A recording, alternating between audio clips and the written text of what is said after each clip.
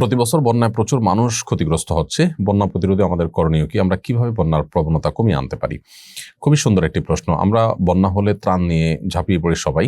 মূলত বন্যার প্রকোপ বা প্রবণতা বা বন্যার ক্ষয়ক্ষতি যেন কম হয় সেজন্য নানামুখী উদ্যোগ নেওয়া দরকার।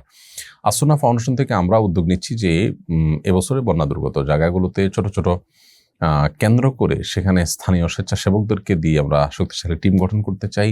যেই টিম বন্যা পরিস্থিতি যেন সৃষ্টি না হয় বা বন্যা পরিস্থিতি সৃষ্টি হলে যেন ক্ষয়ক্ষতির পরিমাণ কমে আসে সেটা নিয়ে তারা কাজ করবে, নানাভাবে কাজ করতে পারেন।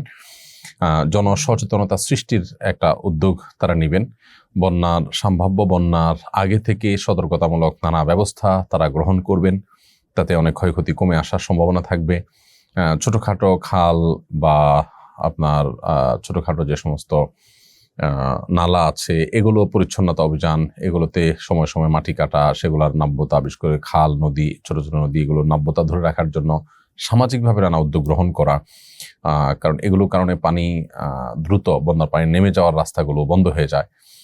সে কাজগুলো আমাদের এই টিম কাজ করবে। এর বাইরে আরো অনেক কাজ করার ব্যাপার আছে। কোনো কোনো জায়গায় বাঁধ নির্মাণ, কোনো কোনো জায়গায় বৃক্ষরোপণ, কোনো কোনো জায়গায় যেটি বললাম যে পরিচ্ছন্নতা অভিযান চালানো, খাল টাল ইত্যাদি, এগুলো যাতে করে সেগুলোর স্রোত এবং প্রবাহ সঠিক এবং স্বাভাবিক থাকে সেজন্য নানামুখী উদ্যোগ আমরা গ্রহণ করতে পারি।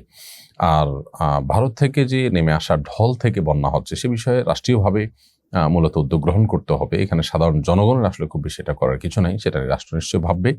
আমরা আমাদের জায়গা থেকে বন্যার প্রকোপ, বন্যার ক্ষয়ক্ষতি কমিয়ে আনার জন্য নানামুখী উদ্যোগ নিতে পারি। তো আমি কিছু উদ্যোগের কথা বললাম, আরও কি কি উদ্যোগ আমরা নিতে পারি এ বিষয়ে আমরা ভাবছি এবং বিশেষজ্ঞদের সাথে পরামর্শ করছি, মতামত নিচ্ছি, ডায়ালগ করছি।